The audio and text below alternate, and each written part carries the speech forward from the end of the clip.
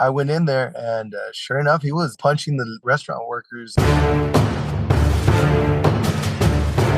Listen up, gang. Lucky Gunner has both fantastic content and great prices on ammo. Enjoy the convenience of online purchase and crazy, super fast shipping. Experience why Lucky Gunner is one of our favorite spots on the Gunternet. Get-ask.com/Lucky Gunner. And while you're there, you'll find MagTech ammunition. MagTech is the exclusive range ammo for the Active Self-Protection team, and we are grateful for their commitment to quality and support. You can buy MagTech ammo at the Lucky Gunner link. Remember to tell them that you heard about them on the ASP podcast.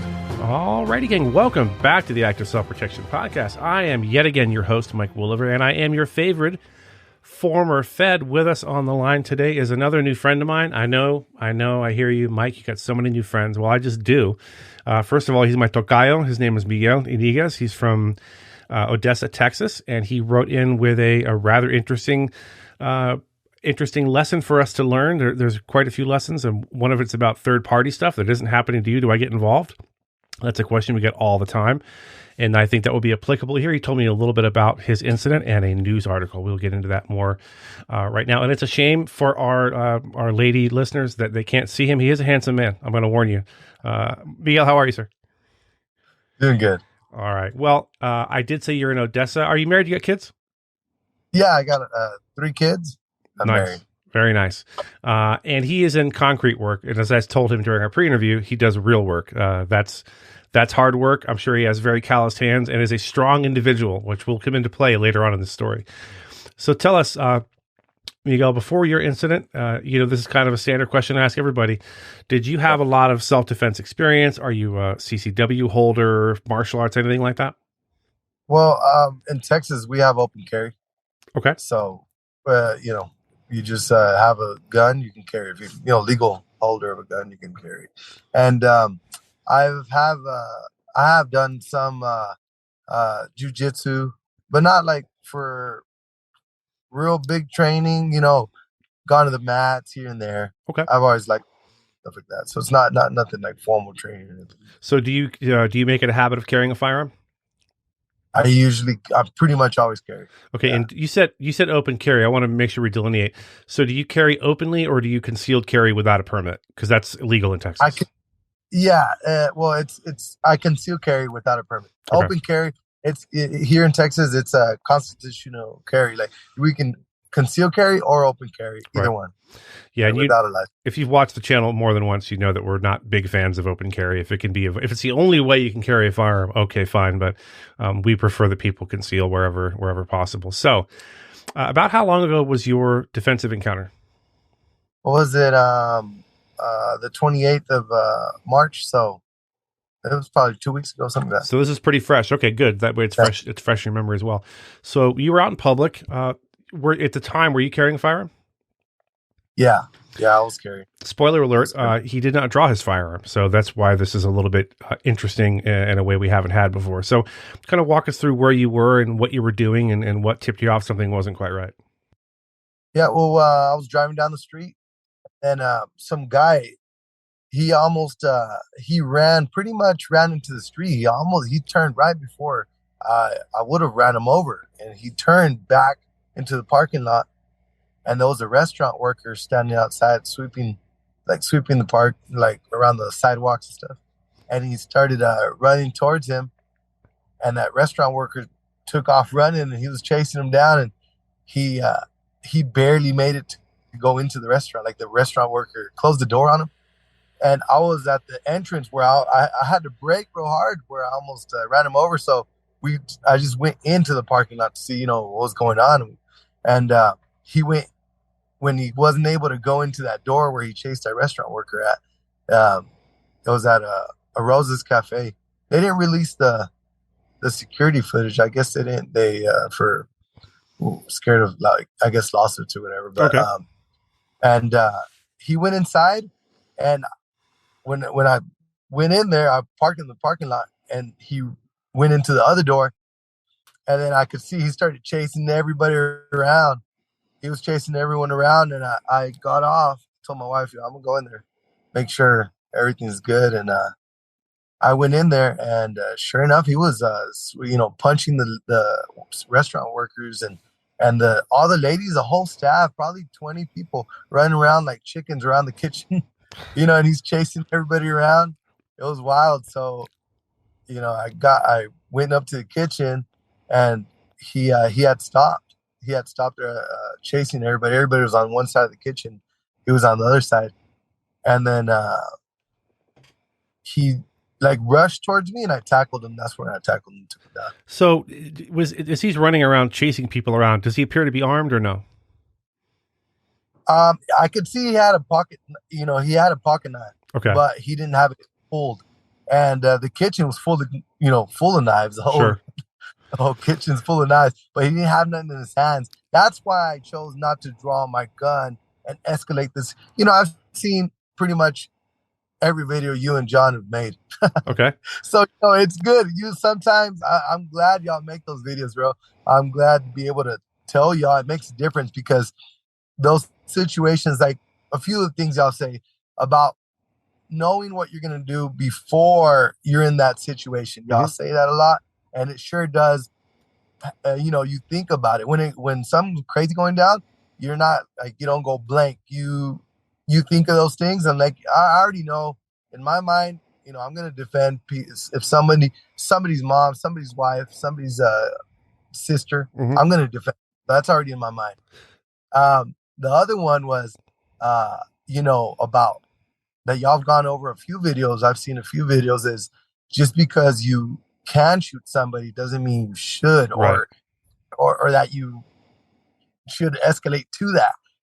So I saw he didn't have his knife out, so definitely didn't draw my gun. And then I've seen a bunch of videos too where they draw their gun and then he rushes you, and you're forced to shoot, because then he's gonna take your gun. It's like, all right, I don't need to take my gun out yet right now. Yeah, we just had a guest on not long ago, who along with his attorney, who intervened in a very violent domestic out front of his house, and just like you're talking about here, he was, he had a gun with him. He drew it against a violent but sort of unarmed person, and then that gun didn't scare that guy off. He continued his assault, and now you've introduced a gun into the situation. Maybe it's justified, maybe it's not, but now here we are.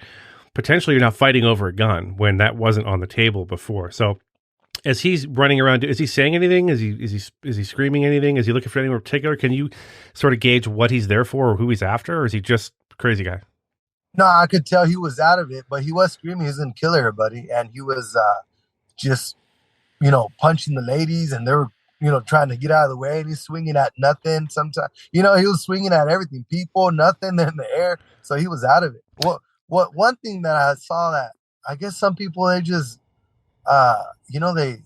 they can't think right with something like that's going down, because one of the managers was telling them, like, sir, you can't be in the kitchen. He's punching people and telling everybody's gonna kill him, and she thinks that it's a good time to tell him that he's not supposed to be in the kitchen. I was like, man, leave him alone. Yeah, people he's just kind of standing there. People say goofy stuff under pressure.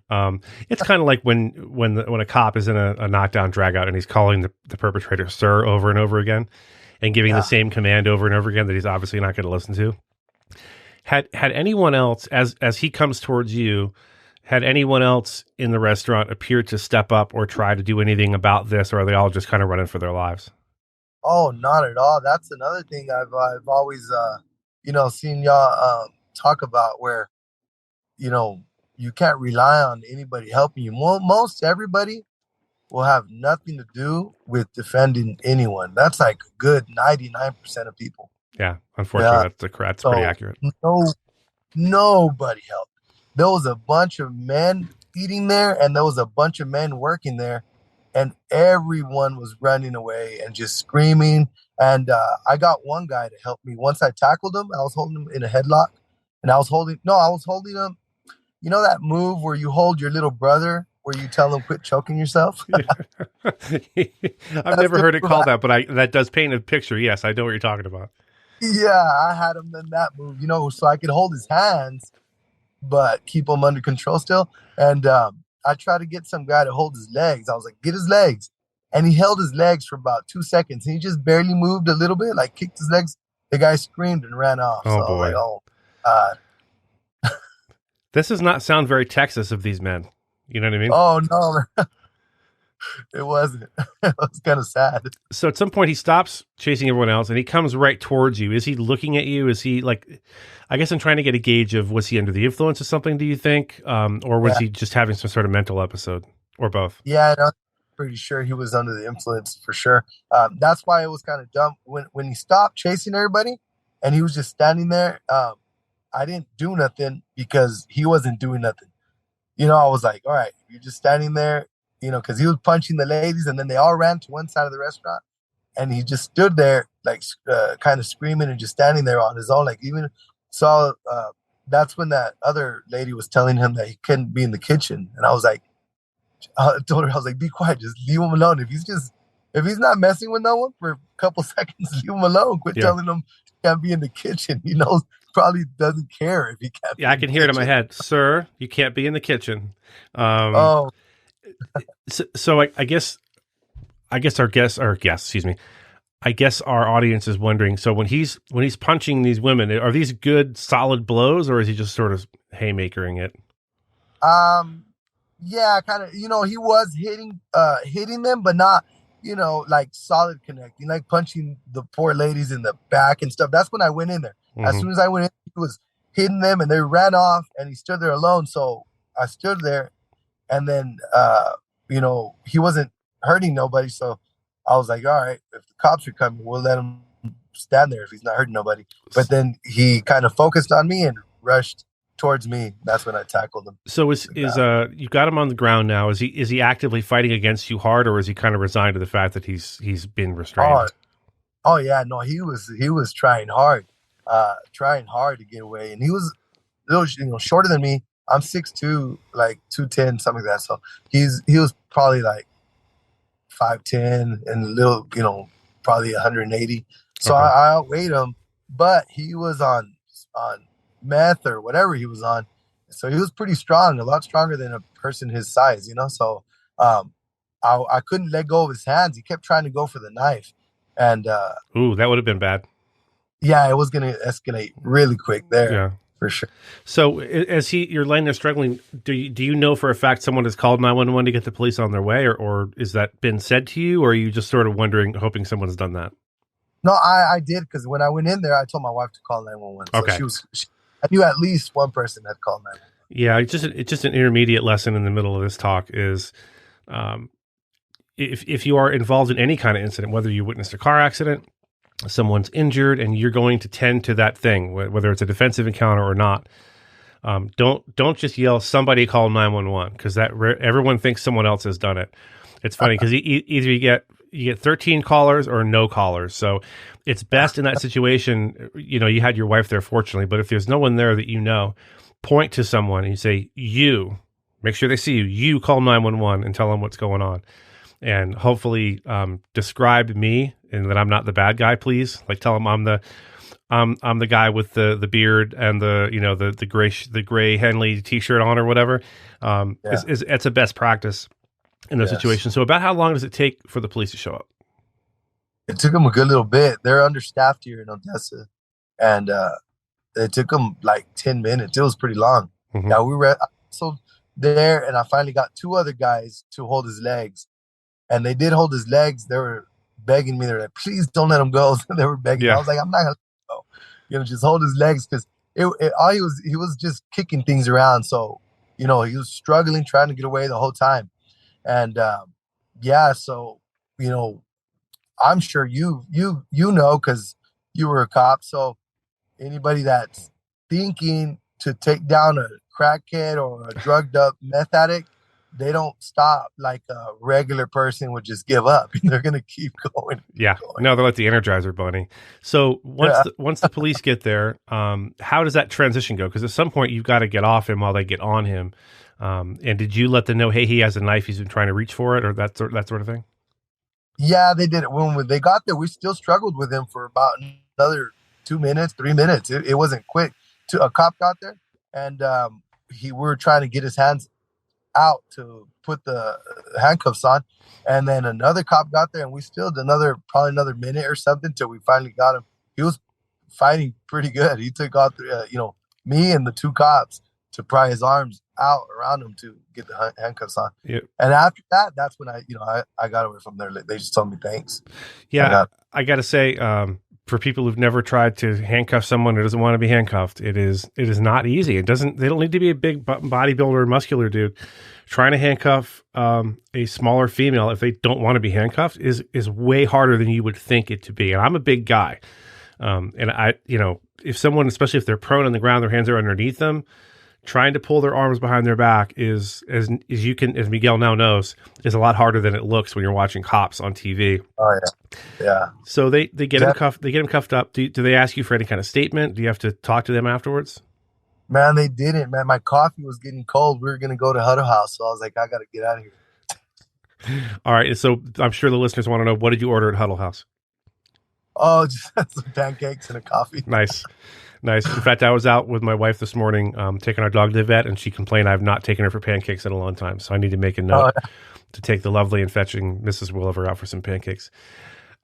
Miguel, after I got up, the people that were eating, everybody was, hey, thanks for helping us. Thanks. I was like, I didn't mind. I was like, all right, yeah, don't worry about it. But it's kind of sad how there could be that many men. And even my wife said, she's like, that's pretty scary. She's like, imagine if something ever goes down, I'm somewhere. I could pretty much not count on most everybody to help out at all. Yeah, one of our sayings in the halls of active self-protection is, no one's coming to save you.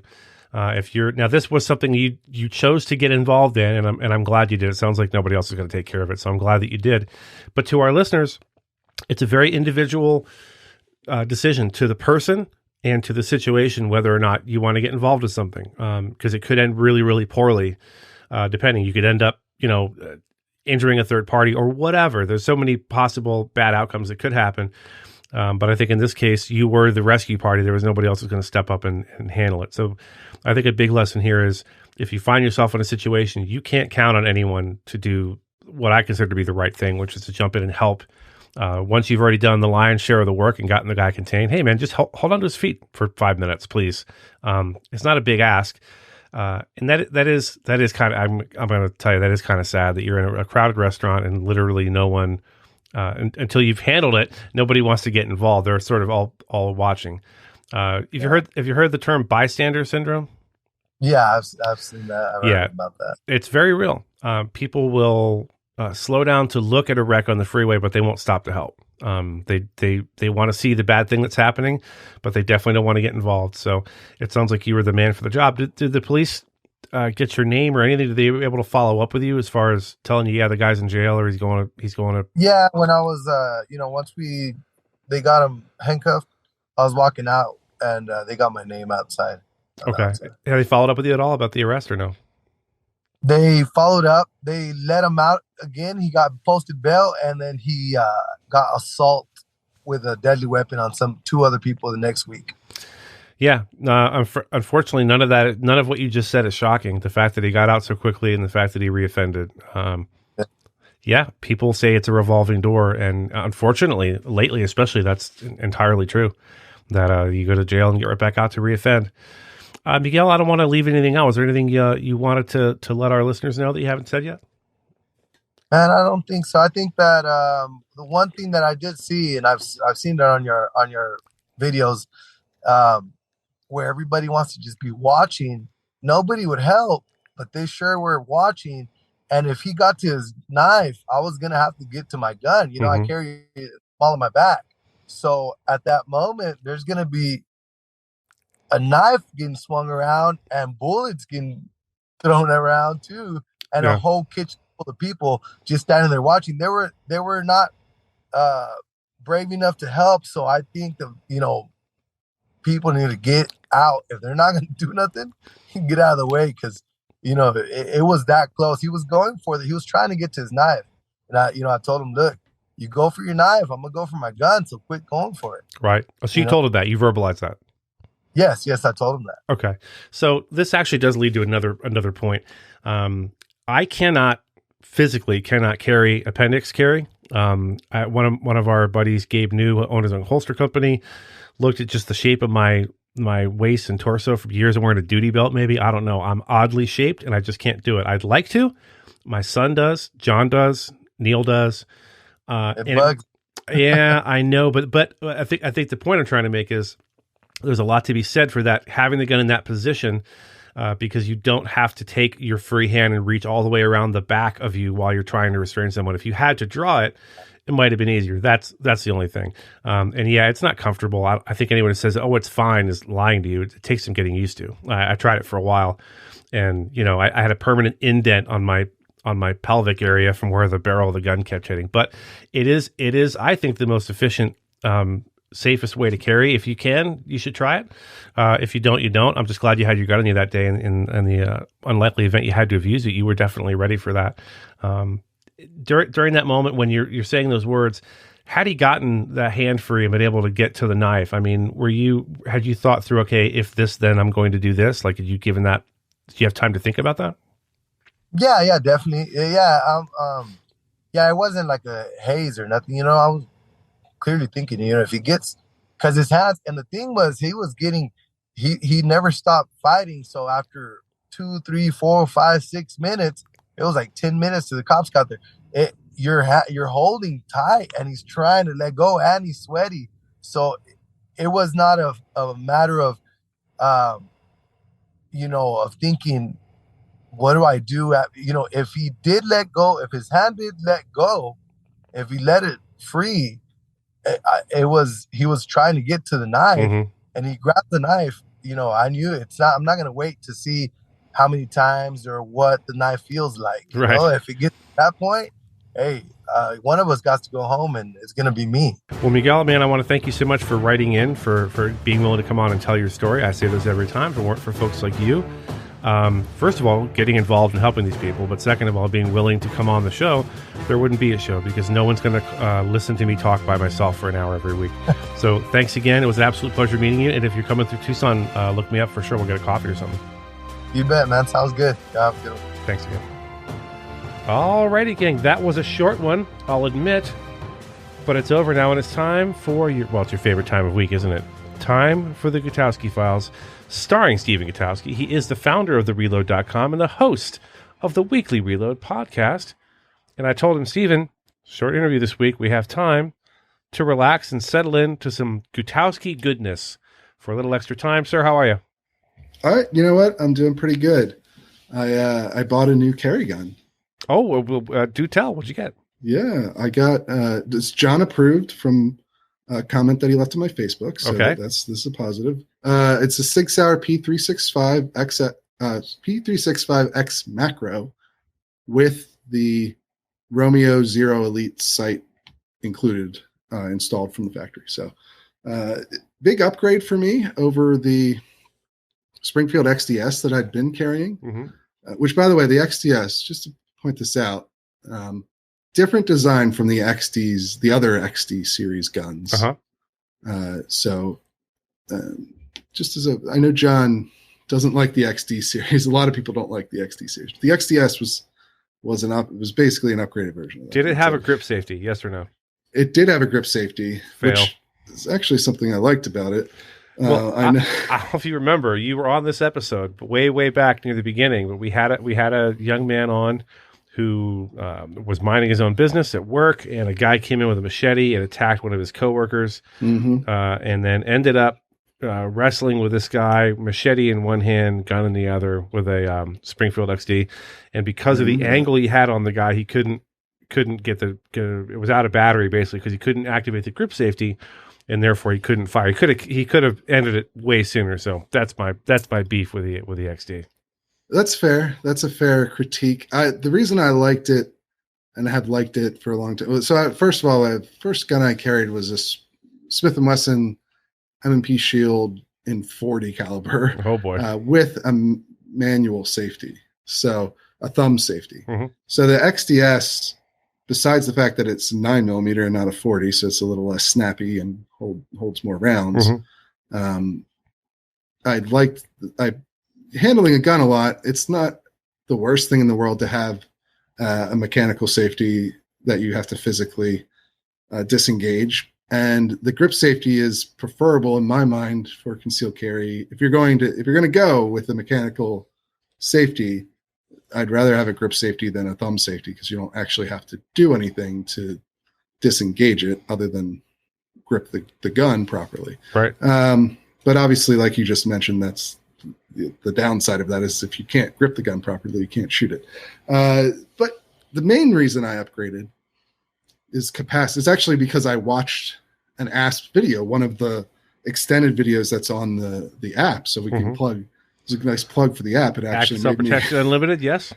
It made me actually go and buy this new gun, and it was the video on capacity, right? How many rounds do you really need, and what happens in real life? And as we've talked about before on the show, surveys indicate that was something like 80+% of self-defense incidents involving a gun don't involve anyone actually pulling the trigger. Right. So, in theory, you don't need any rounds in most cases.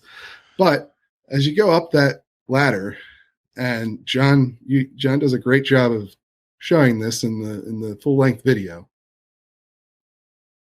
you might need 17 plus rounds in a self-defense situation. There are videos of people in regular old instances, basically multiple attacker scenarios, where they needed all 17 rounds to get through that fight. And reloading basically never happens in civilian gunfights. Right. So you kind of need 17 rounds or as many rounds as you can get and still comfortably conceal so that you actually do it. Yeah.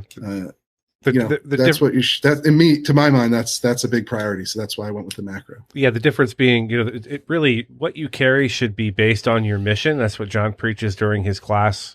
The class he just gave at the NRA meeting, as a matter of fact.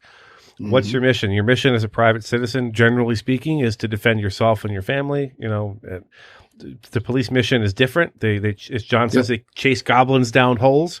So they, reloads during police engagements with a firearm are actually fairly common. Here's where I land on as far as should a private citizen have a reload?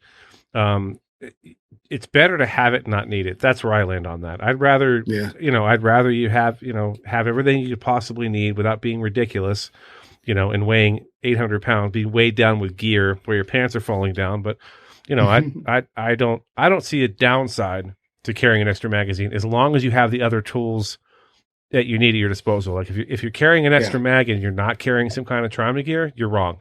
That should be a priority over an extra mag because you might need that trauma gear for something completely unrelated to crime or whatever. You can need that for a car accident or someone cuts their arm on a window pane or whatever. At any rate, moving on. And by the way, go ahead. Before we get into the meat of this, so this gun comes with the red dot installed on it, right? And so I take it to the range and I go to zero it. And first of all, I'm not, I really need to go back and zero it from a bench rest and do it properly. But I'm shooting the gun just to see where I'm at. And it's kind of gaslighting me because can you guess where the rounds were hitting? Low left? Yeah, that's right. Yeah. Low left. And so I was like, am I just flinching really consistently? Right. Extremely. They call it the beast for a reason, but it's usually not that consistent. Right. I was like, because I was like, oh, okay, it's down to the left. Maybe I must be flinching. I'm just going to really concentrate on not flinching, not anticipating.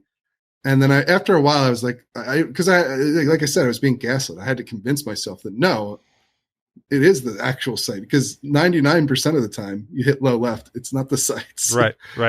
Yeah, that's in this actually, case it was. That's actually a good idea for a video. I'm going to talk to Neil about that on the extra channel because if you're zeroing, I think honestly a bench rest is a really good idea. Yeah, for that reason. You really shouldn't be zeroing from a standing position like I was, but I was like, eventually I realized this is actually a very tight group, and none of them are hitting where I'm aiming, so it can't just be me.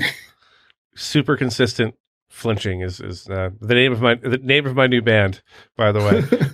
All right, so we are here to talk about a couple of things over at thereload.com. One of them, the first one, is the bump stock ban. There's news about that. According to your story over at the Reload. The bump stock ban is too ambiguous to stand, according to a new court order. So talk to us about what court and what they had to say. Yes, so this was the Sixth Circuit Court of Appeals. It's actually another Court of Appeals is the higher level in the federal court system, right, before you get to the Supreme Court. And they found that the ATF's rule banning bump stocks was inconsistent. In the sense that the ATF had previously said bump stocks are not machine guns, and then decided after the Las Vegas shooting that they were machine guns, and that because there's a criminal punishment for possessing a unregistered machine gun, which is what bump stocks became after this rule went into effect, that something called the rule of lenity applies. Excuse me? The rule of lenity. Yes, this is we have a little legal explainer here. The rule of lenity, because this is key. If you recall, we talked about a very similar case not very long ago out of the Fifth Circuit, where they also found the bump stock ban is not constitutional. And they relied as well on the rule of lenity, which is effectively if the agency that's in charge of enforcing the law cannot decide whether something is legal or illegal, right, then a regular citizen can't be expected to understand that either. Interesting. And so therefore, you can't charge someone with crime under that the new interpretation. It's meant to be a rule that gets applied in favor of the civilian, the person who's accused. Right. If the ATF says one day that bump stocks are legal, and then the next day they say that actually they're unregistered machine guns because they look at the law and can't figure out what exactly it means, well, then you can't expect regular people to look at the law and figure out exactly what it means either. That's sort of the principle at play here.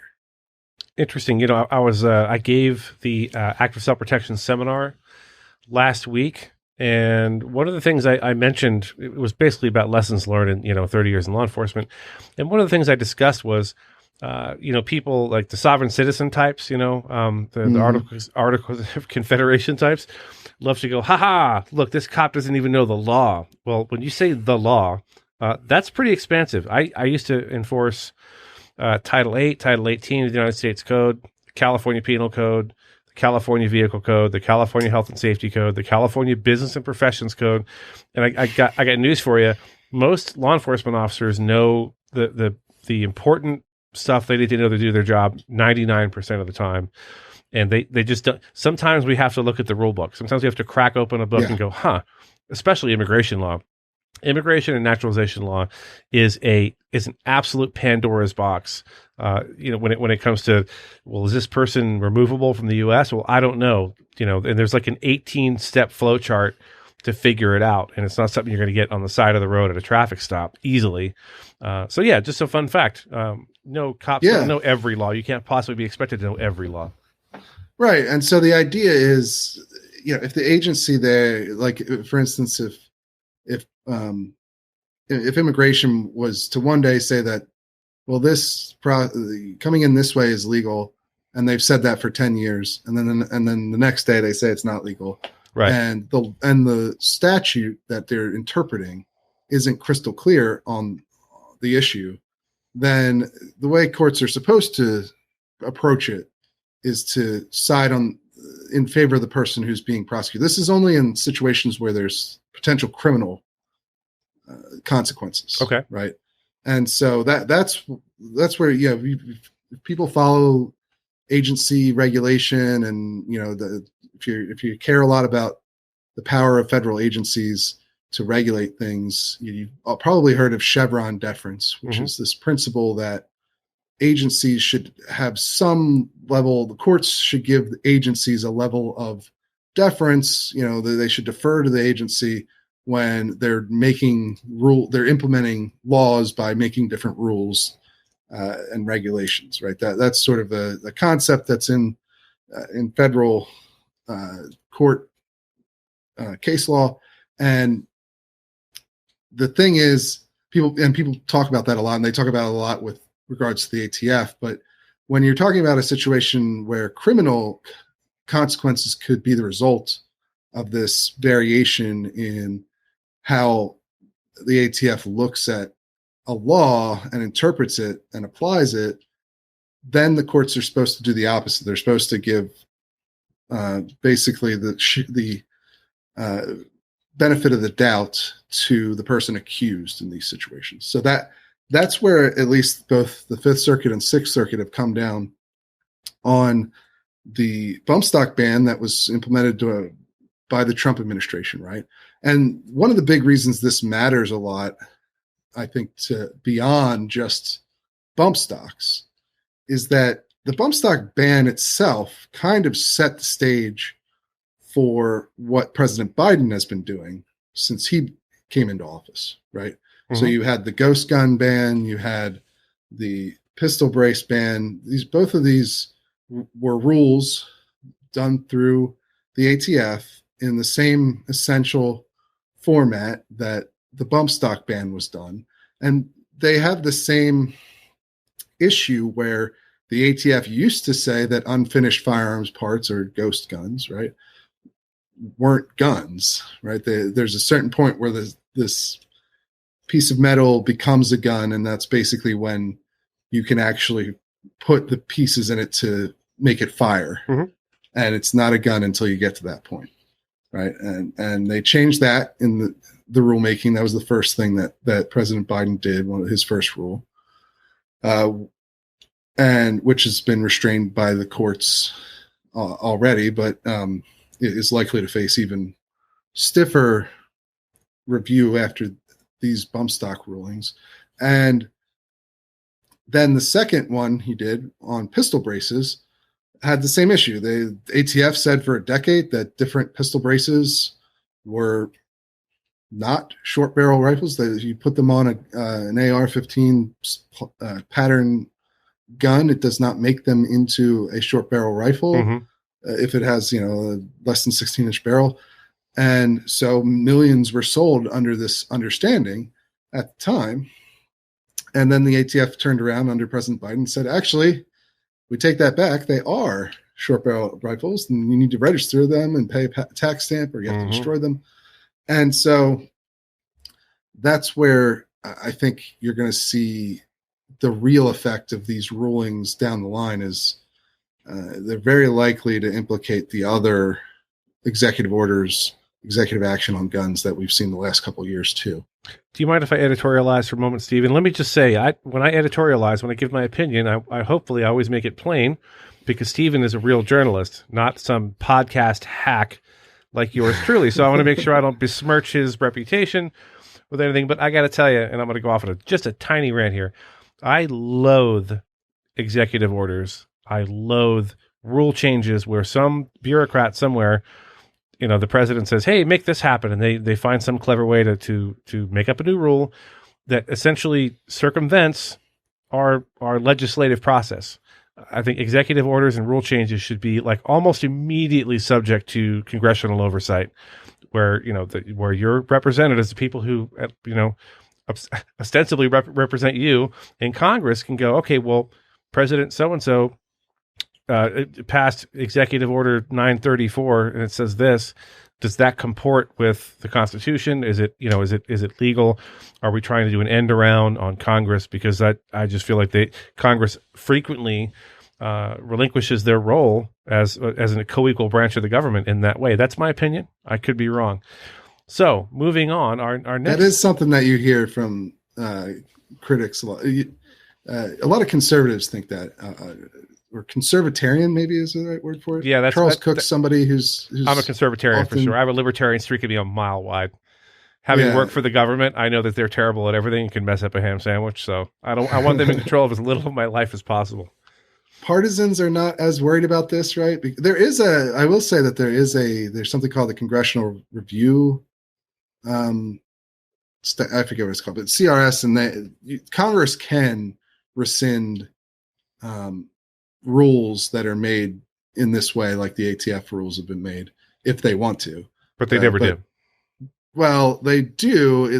In circumstance, it's generally decided by the partisan makeup of government.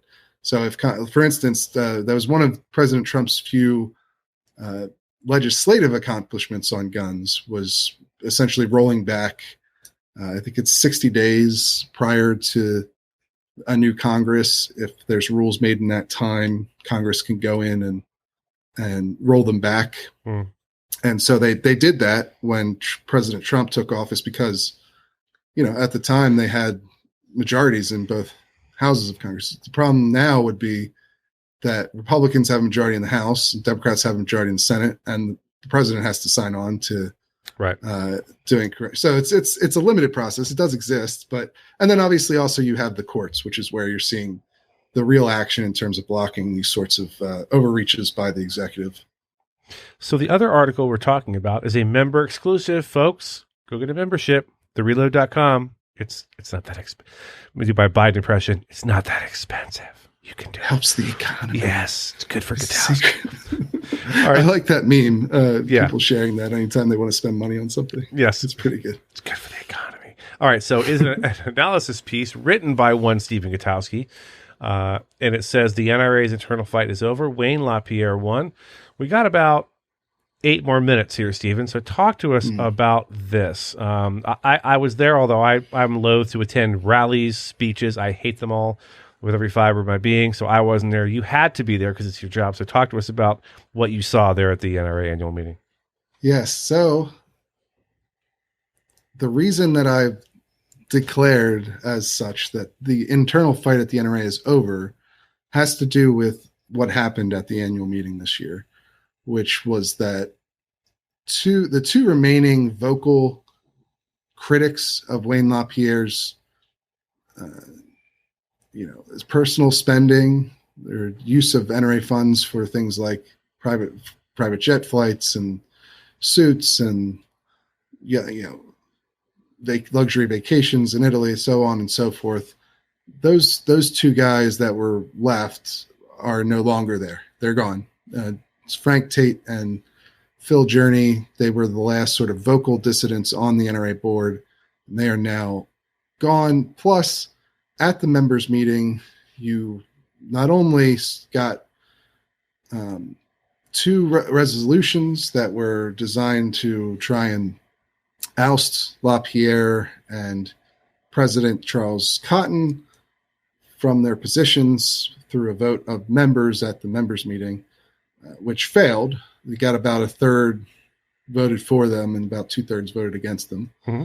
But also Wayne got a standing ovation after he gave his speech during the members' meeting. He also got one after he gave his speech at the leadership forum, which is where former President Trump and a number of other Republicans spoke. So he had a fairly warm reception, in addition to defeating the last remaining vocal opponents he had internally and squashing any sort of member-driven reform effort at the members' meeting. So I come back to this with some frequency with you, and I apologize. Is there any, there's just, I hate to sound despondent, is there no way for the members of the NRA to fix this? And do you think that the average member is paying enough attention? People have lives to live, they got bills to pay, they have kids to raise, and all that sort of thing. So not everyone can get down into the minutia. Well, this isn't really minutia. And not everyone can be aware of all the goings on with the NRA and its board. I mean, do you have any suggestions? Because I'm frankly out of them. I'm afraid the NRA is headed downhill kind of rapidly. Yeah, so I had Frank Tate, the former board member / Wayne critic, on my podcast, the Weekly Reload podcast, last week, and so he gave a really good detailed explanation of how the board actually works in practice, mm-hmm. and also his explanation for why it's effectively impossible to reform the NRA internally. There's a 76-member board. The board, there's a committee on the board that controls who gets nominated to be on the ballot that gets sent out to NRA members. And of course, only about half of the NRA members actually get to vote in these elections, because you have to have a lifetime membership or 5 consecutive year membership. And So there's quite a number of ways that the board exerts control over who gets on the board. Mm-hmm. There are some workarounds. That's how Frank Tate got on there. For instance, you can go by petition, and actually, because it's actually getting easier. And one of the reasons is not a good one. Right. It's sort of to answer your other question. I think most people who have been off-put by the accusations of corruption have responded not by trying to change things internally. I think that because there's a lot of pessimism over how much influence regular members can actually have. Warranted pessimism, I would say, yes. Yeah, I mean, you could listen to the Tate interview for that point of view, right? There's a lot of that pessimism that exists. So instead, people have taken to leaving, right? They've lost 1 million members over the last 4 years. And this annual meeting, they had a resurgence in attendance to the actual show itself. It was 77,000 people as opposed to 61,000 in 2022. Of course, that's still down from their previous, pre-COVID era where they'd usually get 80,000 plus. I think 86,000 was the highest they'd ever had. So it's not quite the same. I mean, they had the 2019 annual meeting, which was in Indianapolis as well.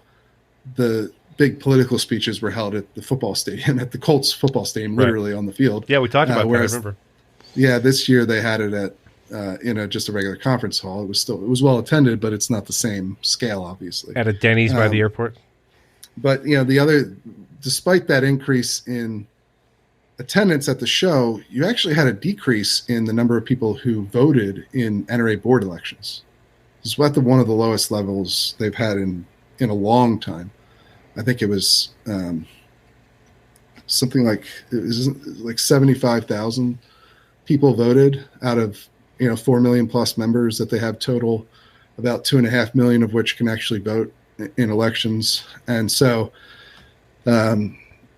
engagement is down for the internal governance by members at the NRA. And now that does make it somewhat ironically a bit easier for dissidents to get on the board, because the number of signatures you need to get on the ballot through petition is a percentage of how many votes are cast. So I think it's only like 300 something now if people wanted to run for the board. Of course, the problem, as Frank lays out in the interview I did with him, is that only a third of the board is up for election each year.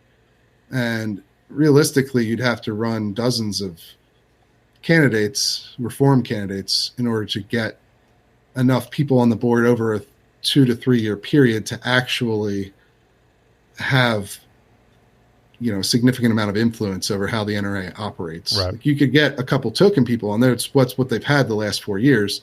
You've had a couple of dissident board members who have made noise, or they've tried to do some legal maneuvering to change things, but you've never really had a major presence, even though you had significant backing from people like Oliver North and Alan West, who are well known NRA board members.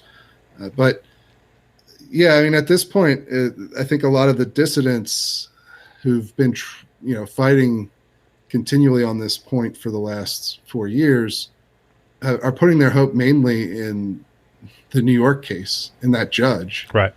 To sort of reform the NRA from the outside. So, yeah, the internal fight is at least at this point. I don't want to say that it couldn't come back. Like I said, it'll be easier for reformers to get on the board now. This next election, how many are left who still want to do that is a bigger question. But for the moment, I don't think there's a lot of hope among people who want to see Wayne gone or the NRA change directions strategically. At this point, there's just no good reason to think that's going to happen. So if you're listening to this, dear listener, hopefully soon, dear viewer, and you're in the NRA, and you have friends who are in the NRA, spread the word. Tell your friends. start your own petition. Get involved, because we need the NRA to survive. We need them around because there's no one ready to take their place. You know, I frequently end this segment with, if you're lamenting the lack of down, you get the rest of that. So I feel like I need some new alliteration. I just came up with it. If you are despondent over the dearth of down the middle, look it up. I think dearth is dearth. Like, I guess. Yeah. Well, it makes me think of girth. Well, yeah. I don't know. All right. This is a family show. If you are lamenting the lack of down the middle, sane, sober reporting on the Second Amendment, all things gun related, Supreme Court, Congress, the president, you name it, the NRA. Stephen is our guy. He knows what he's talking about. He knows people. He knows people. And I would appreciate if you went over to thereload.com and consider getting a membership. He relies on his membership dues, or fees, as it were, to do what he does and to continue his important work. Stephen, thank you so much. I'll see you next week. Absolutely.